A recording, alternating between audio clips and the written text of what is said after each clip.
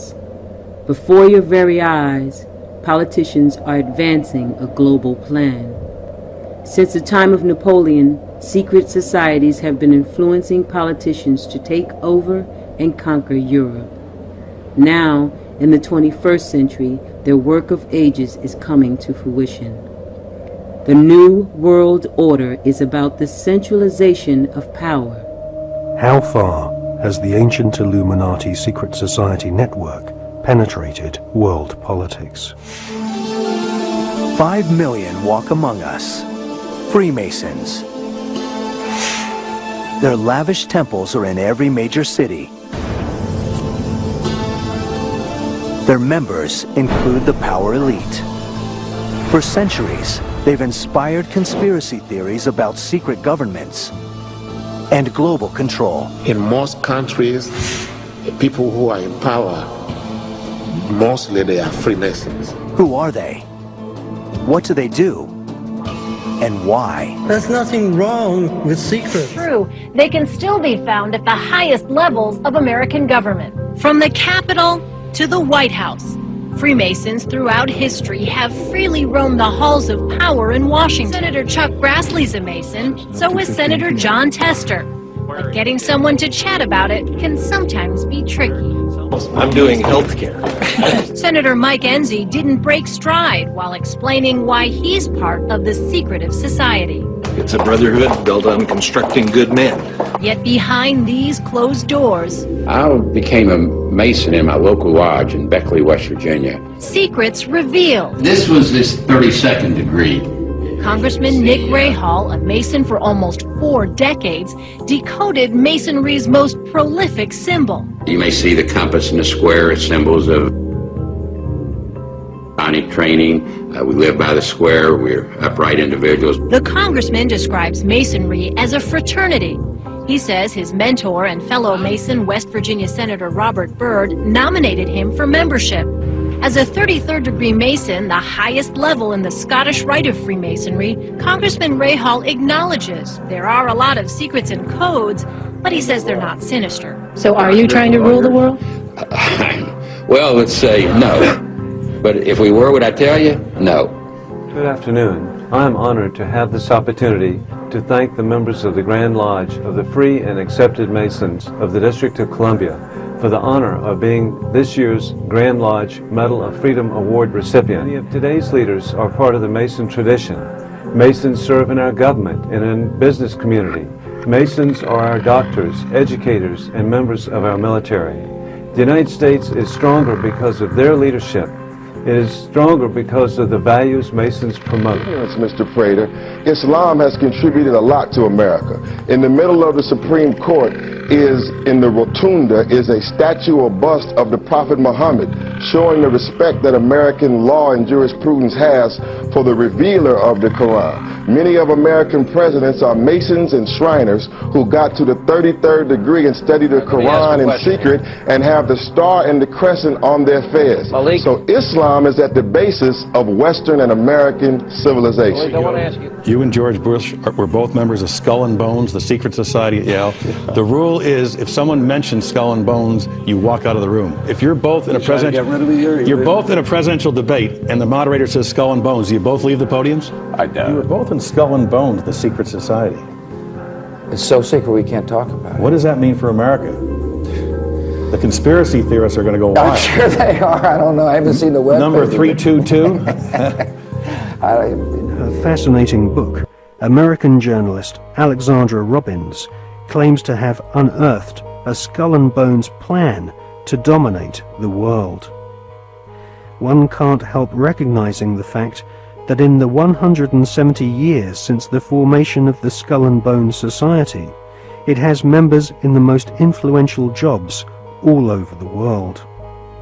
New initiates seem to fall effortlessly into high-paid jobs within banks, media organizations, government agencies, and huge corporations which earn vast profits from government defense contracts. Barack Obama, like all the other black leaders in America, is a Freemason. This is a poster that was published, and it was advertised on the internet welcoming fellow Masons to come to the Masonic inaugural ball in honor of the 44th President of the United States, Barack Obama, conducted by the Lodge there in Washington, D.C. Barack Obama and his Masonic inaugural ball. On their website, the Prince Hall Masons, and here on their own website, they campaign for Barack Obama. Systemet kollapsade. Efter kommunismens sammanbrott blev många kommunistiska brottslingar frimurare i hela Östeuropa. Här ser vi deras invigningsritualer i Ukraina. President Leonid Kravchuk blir frimurare, liksom försvarsministern, riksåklagaren, en känd popsångare.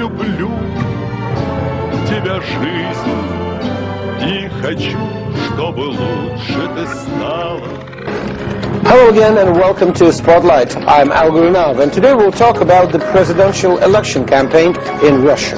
Our guest in the studio today is the leader of the Democratic Party of Russia, Andrei Bogdanov. Andrei Bogdanov, a Russian politician, Mason, Grand Master of Grand Lodge of Russia, and chairman of the Democratic Party of Russia, is one of them. He began his political career in 1990 when he joined the Democratic Party of Russia.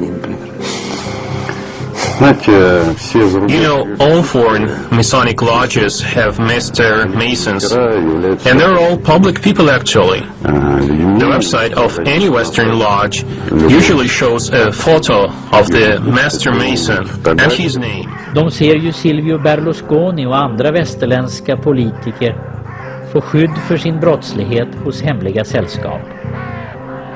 Berlusconis medlemsnummer i P2 var 1816. La questione delle nomine, molto importante. Oggi c'è sulle agenzie c'è un corollario di voci, di riunioni, non si sa nemmeno se dovrà esserci una riunione straordinaria a Bruxelles. Ma io mi domando una cosa, esaminando i nomi che circolano. Per esempio, mi limito a 3, Balkenende, Miliband e Van Rompuy. Ma è mai possibile che nessuno abbia osservato che tutte e tre sono frequentatori delle riunioni vuoi del Bilderberg, vuoi della trilaterale? Beh, io credo che si debbano stabilire dei principi di trasparenza, tanto sovente indicati a parole dalle nostre istituzioni, e si debba chiedere con chiarezza a queste persone se sono i candidati del loro paese nelle forze politiche o di questi gruppi occulti che si riuniscono a porte chiuse e decidono sulla pelle e sulla testa dei popoli. We were told that when we had a president, we'd see a giant global political figure. The man that would be the political leader for 500 million people. The man that would represent all of us on the world stage. The man whose job was so important that of course you're paid more than President Obama. Well, I'm afraid what we got was you. The question that I want to ask, that we're all going to ask, is who are you? I'd never heard of you. Nobody in Europe had ever heard of you. I would like to ask you, President, who voted for you? And what mechanism? Oh, I know democracy is not popular with you lot. And what mechanism do the peoples of Europe have to remove you? Is this European democracy? Well, I sense though, that you're competent and capable and dangerous. And I have no doubt that it's your intention to be the quiet assassin of European democracy and of the European nation states. The Masonic establishment at the heart of British society does not like being probed or investigated when it comes to matters of Masonic membership. A recent Select Committee inquiry chaired by Labour MP Chris Mullins found that the Metropolitan Police Force and Judiciary were unwilling to force their members to disclose if they were members of secret societies. In a series of embarrassing revelations in the 1970s and 1980s, the British author Martin Short established that the Scotland Yard Vice Squad and senior CID officers were all Masons, and taking bribes from pornographers in London's Soho. In Scotland, Masons used to proudly parade through the streets. After the exposure of local authority frauds involving corrupt Masonic solicitors and counsellors, British Freemasons went underground. The British government employs a huge number of civil servants, magistrates, judges, solicitors and officials, which have all historically been Freemasons. The deceased author of The Brotherhood, Stephen Knight, says that penetration of Freemasonry into the British establishment goes way beyond policemen and parish councils. Knight says that the Palace of Westminster, home to the British Parliament, is used as a meeting place for at least 2 Masonic lodges. Members of Parliament from all political parties gather together, wearing white gloves, sashes, lambskin aprons, and wielding ceremonial daggers, swearing bloodthirsty oaths of allegiance to each other.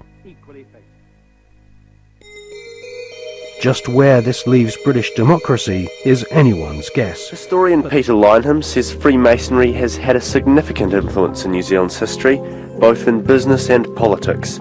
Past Prime Ministers have been Freemasons. I think the 3 of them that need to be picked out are in fact Massey, Holland in the 1950s, and Holyoake in the 1960s. Other Prime Ministers and Governors General involved in Freemasonry, seen here in their regalia. Freemasons have always been a part of Perth, but most of us have no idea what they're about. Gary Edshead decided to find out. Behind this door lies many secrets, a place full of symbolism and ritual, a place the rest of society has long viewed with suspicion. Are you still a secret society? We're a society with secrets. It's true that Freemasons had a heck of a role to play in the establishment of the USA. There's no denying that. And Western Australia, state premiers, senior police, many have gone through the Freemasons' initiation. Blindfolded, their left breast is exposed, and a dagger or sword held to their chest. The thing is about this Big Brother state, see, is that it's happening in country after country after country after country. I had a German film crew come see me a few days ago when I was at home. They were going on about the Big Brother state being introduced in Germany. It's happening on an outrageous scale in America, in Canada, in Australia, in Europe. If we follow the course of history, since the Industrial Revolution, we will see a fascinating sequence of events unfolding that seem to prove the conspiracy theory, or at least provide major arguments for it. First, the ever-increasing concentration of cash and other resources in a few private hands, such as banks and gigantic multinational corporations. Corporations whose revenues are equivalent to the GDPs of entire countries, and whose mere survival demands more and more profits year after year, no matter the social cost. Second, the creation of public multilateral control organizations that are actually nothing but the public arm of powerful private interests. These organizations include the American Federal Reserve, the World Bank, and the IMF. Third, the undeniable advance of the process known as privatization. That is, taking non-renewable natural resources, communication infrastructures, heavy industries, as well as defense, health, and banking systems, out of the hands of the people and delivering them into the clutches of profit-hungry private corporations. Fourth, the phenomenon of cultural and financial globalization, that in truth amounts to little more than the imposition of a dominant cultural and economic system upon those of peripheral countries. Fifth, the creation of worldwide conflicts and stereotypical enemies to manipulate public opinion and destroy any possibility of discussion or dissent, leading to the actual loss of many of the most elementary democratic rights. The US Patriot Act of 2001 is a good example of this. When panic attacks, people tend to accept more and more control. Finally, and most interesting of all, that almost all of the key players of these events, those who are really taking the decisions and hold the true political and economic reins of the West by being in command of its capital, armed forces, or even votes, are coincidentally grouped in just a few societies that meet behind closed doors.